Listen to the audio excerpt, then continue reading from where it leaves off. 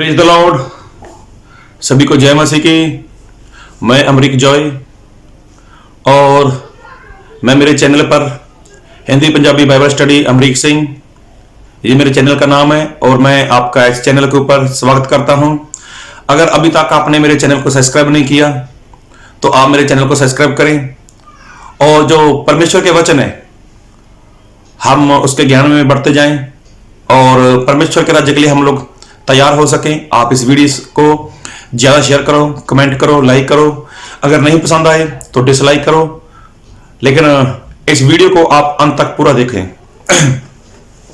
तो मैं एक बात करना चाहता हूं। एक बार कोई इंसान था, एक बहुत बड़ी दुकान थी और वो इंसान दुकान के ऊपर चला गया। उसने दुकान वाले को बोला जाकर कि मुझे 10 किलो बादाम दे दीजिए। तो वो दुकान वाला बादाम तोलने के लिए जा रहा था, तभी एक बहुत अच्छी और बहुत महंगी गाड़ी उसकी दुकान के आगे रुकी और उसके बीच में से एक इंसान उतरा जिसने बहुत अच्छे से सूट बूट पहना हुआ था, अच्छा और महंगा मोबाइल था, और वो भी उसी दुकान में आया। तो काफी पैसे वाला था, तो उसने बोला दुकान वाले को कि भाई मुझे 1 किलो बादाम दे दो। तो दुकान वाला जो उसके पास पहले कस्टमर आया था, ग्राहक आया था, तो उसके लिए उसने 10 किलो बादाम लिए। उसको उसका वेट करके उसने 10 किलो बादाम दे दिए और उसका जो पैसा था पैसा उससे ले लिया। तो जो पहले कस्टमर आया था 10 किलो वाला, जिसने 10 किलो बादाम खरीदी थी, और वो 10 किलो बादाम लेकर जब वो वहां से निकला तो जो सूट बूट पहने हुए महंगी गाड़ी में अच्छे रुपए वाला इंसान उस दुकान में आया था। तो उस इंसान ने उस दुकान वाले को पूछा कि भाई ये अभी अभी जो इंसान यहां से गया है ये कौन है? क्या इसके घर में कोई पार्टी है? क्या इसके घर में कोई फंक्शन है जो एक साथ वो 10 किलो बादाम लेकर जा रहा है? तो दुकानदार मुस्कुराए और बात की कि देखो, ना तो ये पैसे वाला है और ना इसके घर में कोई पार्टी है और ना इसके घर में कोई शादी है और ना ही कोई ऐसा माहौल है, लेकिन ये एक पियन है। पियन बोले तो चपरासी है।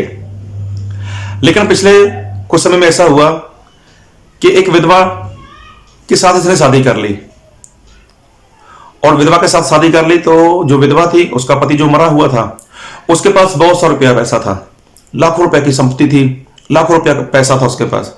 तो इसकी शादी उसके साथ हो गई। था ये चपरासी पियन, लेकिन अभी उसके पास पैसा बहुत है। तो जी भाई साहब हर महीने मेरे पास आते हैं और 10 किलो बादाम लेके चले जाते हैं। मतलब कि अपनी पत्नी के पैसे के ऊपर जी ऐश कर रहा है। अभी जो सूट बूट पहने इंसान आया था, बहुत पैसे वाला था, महंगी गाड़ी लेके आया था। तो उसने बोला भैया पैसा करो, मुझे 1 किलो बादाम नहीं, मुझे 10 किलो बादाम दे दो। तो उसने भी 10 किलो बादाम ले लिए और वो 10 किलो बादाम लेकर अपने घर पे पहुंचा। तो उसकी पत्नी बोल रही है क्या हुआ, कहीं गलती से किसी का सामान तो नहीं उठाकर लेकर आए? ये 10 किलो बादाम आपको क्या करनी है इतने?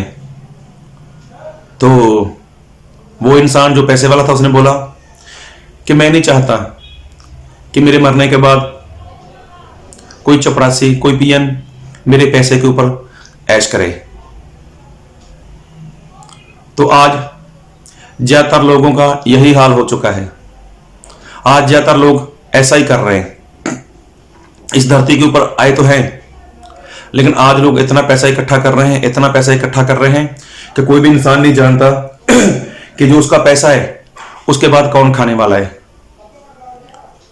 हाँ जी, ये सही बात है और बाइबल में लिखा भी है। मैं आपके लिए वचन पढ़ूंगा और मैं आपके लिए वचन पढ़ूंगा भजन संहिता उसका 39 और उसका 6 वचन।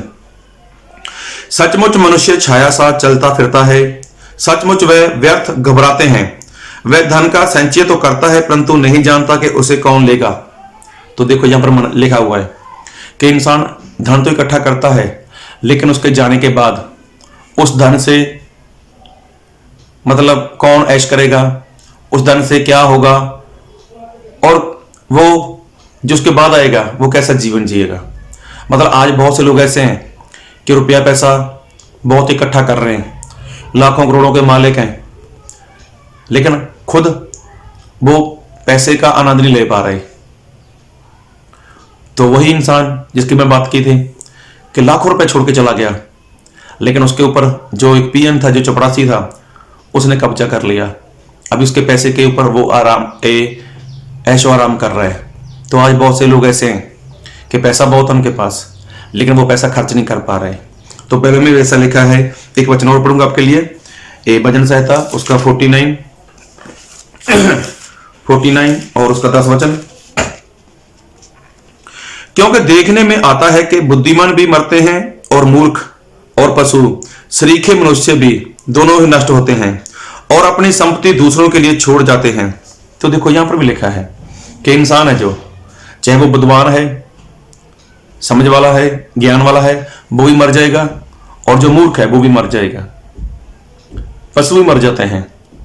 लेकिन जो इंसान अपने लिए धन इकट्ठा करता है, इतना रुपया पैसा, इतनी संपत्ति इकट्ठी कर लेता है, तो उसके जाने के बाद उसका कौन वारिस होगा, उसका कैसे उपयोग होगा, तो ये कोई नहीं जानता। लेकिन आज इंसान लगातार यही काम किए जा रहे हैं, लगातार यही काम किए जा रहा है। तो एक बार प्रभु यीशु मसीह ने यही बात बोली थी, और एक बार कुछ लोग प्रभु यीशु मसीह के पास आए और प्रभु यीशु मसीह से बात कर रहे हैं कि मेरे भाई से मेरा जो बंटवारा है वो करवा दो। लेकिन प्रभु यीशु मसीह ने एक बात बोली थी, मैं आपके लिए वचन पढ़ूंगा, लूका नए नियम से, लूका रचित सुसमाचार उसका 12 अध्याय और उसके 15 वचन से। और उसने उनसे कहा, चौकस रहो और हर प्रकार के लोभ से अपने आप को बचाए रखो, क्योंकि किसी का जीवन उसकी संपत्ति की बहुतायत से नहीं होता। तो देखो बाइबल में प्रभु यीशु मसीह साफ मना करते हैं कि किसी भी इंसान का जीवन, उसका धन संपत्ति, उसका रुपया पैसा बढ़ जाए तो ये उसका जीवन नहीं है। लेकिन आज इंसान क्या करता है, आज अपने लिए बहुत सारा रुपया पैसा, सोना चांदी इकट्ठा कर रहा है। तो परमेश्वर तो साफ मना करते हैं कि किसी भी इंसान का जीवन उसके रुपए पैसे में नहीं है। तो उसके बाद प्रभु यीशु मसीह ने एक दृष्टांत बोला था, अगर आप पढ़ोगे लूका उसका 12:16 से लेकर 21 तक, तो वहां पर ऐसा ही हुआ था। एक इंसान था, तो उसने अपने खेत में जो काम किया था, तो उसकी जो फसल थी उसकी पैदावार बहुत हो चुकी थी।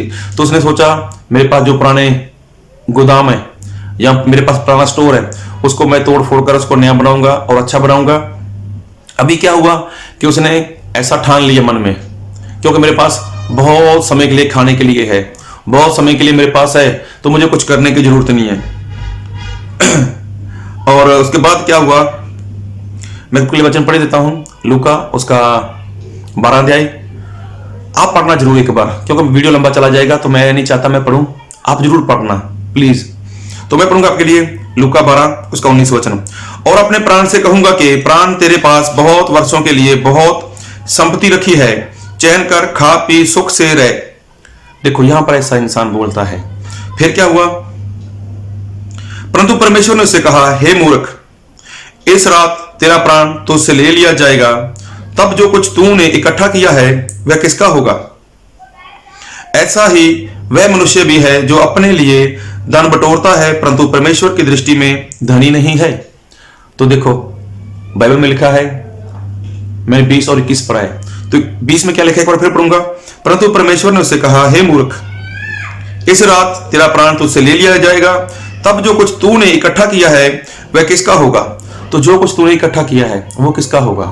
तो आज क्या है, आज इंसान यही किए जा रहा है, बहुत सारा रुपया पैसा इकट्ठा कर रहा है और जानता भी है कि मुझे इसमें से कुछ भी लेकर ऊपर नहीं जाना है, लेकिन कितना इंसान इकट्ठा किए जा रहा है, कितना इकट्ठा कर रहा है। लेकिन देखो इकट्ठा करने के बाद क्या होगा, उसके बाद कौन आने वाला है, कौन खाने वाला है, कोई जानता है? कोई जानता है कौन खाएगा, उसका वारिस कौन होगा। तो उस इंसान ने जो लाखों रुपया छोड़ के चला गया था, उसकी पत्नी विधवा हो चुकी थी, तो उसने एक पीएन से शादी कर ली, चपरासी से शादी कर ली। अभी चपरासी ने उसके पैसे में कौन सा योगदान डाला था या कौन सी उसने कमाई की थी, लेकिन वो तो हर महीने 10 किलो बादाम खरीदता है और 10 महीने, मतलब 1 महीने में 10 किलो बादाम खा रहा है तो आज बहुत से ऐसे लोग हैं, बहुत सारा रुपया पैसा इकट्ठा किया उन लोगों ने। लेकिन मैं एक बात बोलना चाहता हूं, अगर आप बहुत बड़े धनवान हो, अगर आप बहुत बड़े धनी हो, तो आप देख लो, क्या आपने जो पैसा इकट्ठा किया है, क्या उसका लाभ उठा रहे हो? क्या आपको उसका फायदा मिल रहा है? क्या आप अच्छे से उसको खर्च कर पा रहे हो? नहीं कर पा रहे।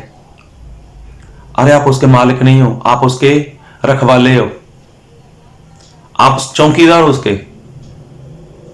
क्योंकि उस पैसे की वजह से आप कहीं बाहर नहीं जा सकते, कहीं घूमने नहीं जा सकते, अच्छा आप पहन नहीं सकते।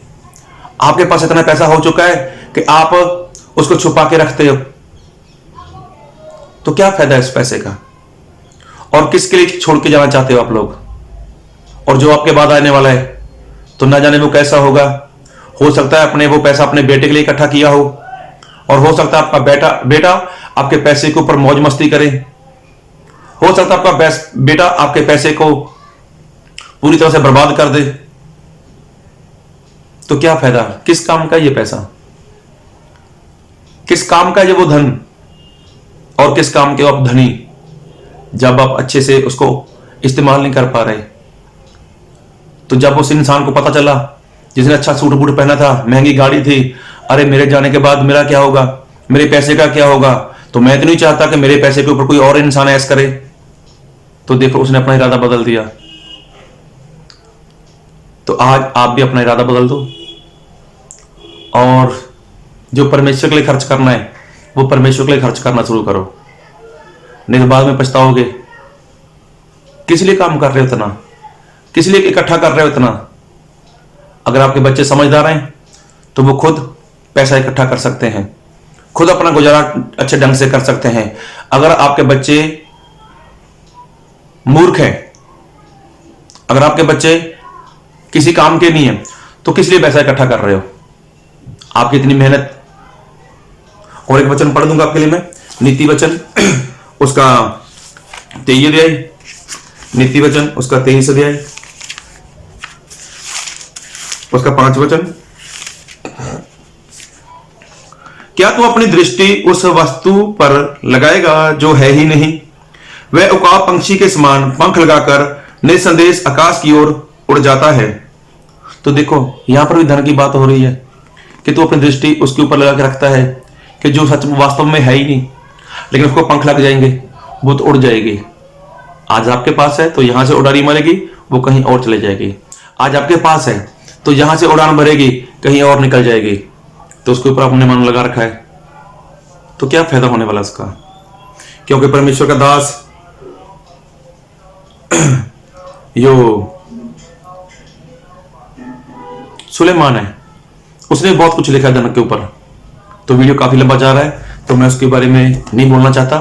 तो ये बताना चाहता हूं, जितना आपके पास है उसमें आप आनंद करो। तो जो लूका 12 में हमने पढ़ा, तो उसके पास बहुत धन आ चुका था। उसने क्या बोला था? मैं ऐसा करूंगा, मैं वैसा करूंगा। लेकिन परमेश्वर ने बोला, ए नादान, ए नादान, ए मूर्ख, आज रात को तेरा प्राण तुझसे ले लिया जाएगा। और जो कुछ तूने जोड़ा है, इकट्ठा किया है, वो किस काम का है? तो आज ये अपने आप से पूछ के देखो ना, आपने कितना इकट्ठा किया हुआ है और किसके लिए इकट्ठा किया है। अरे जब आप उसका आनंद नहीं ले पा रहे, तो दूसरे लोग जब उसका आनंद लेंगे तो क्या आपको चैन आएगा? आप अच्छे से खा नहीं सकते, अच्छे से उसका आनंद नहीं ले सकते, तो क्या आप दूसरों के नौकर हो? आप दूसरों के गुलाम हो कि आप उनके लिए काम करो? तो मैं काम करने के लिए मना नहीं करता। आपके बच्चे हैं, आपकी पत्नी है, उसके लिए बाइबल सिखाती है कि उनकी परवरिश करो, उनके लिए अच्छा कर सकते हो, आप उनको कपड़े दे सकते हो, उनकी पढ़ाई के ऊपर खर्च कर सकते हो, उनको घर दे सकते हो, ये अच्छी बात है। लेकिन अगर आप सोचते हो कि मैं इनके लिए पैसा छोड़ के जाना चाहता हूं, तो क्या मालूम आपके बच्चे आपके बाद आपके पैसे का क्या करें। इसलिए जितना आपको करना चाहिए उतना करो, और जितना समय आपको परमेश्वर को देना है उतना समय परमेश्वर को दो। परमेश्वर आपको इस वचन से आशीष से भर दे। और आप इस वीडियो को ज़्यादा शेयर करो, कमेंट करो, और मेरे इसी वीडियो में मेरा कॉन्टैक्ट नंबर दिया गया है, आप मुझसे बातचीत भी कर सकते हो। और हाँ, अगर अभी तक आपने मेरे चैनल को सब्सक्राइब नहीं किया तो आप मेरे चैनल को सब्सक्राइब करें। प्रभु आपको बहुत आशीष दे। आमीन।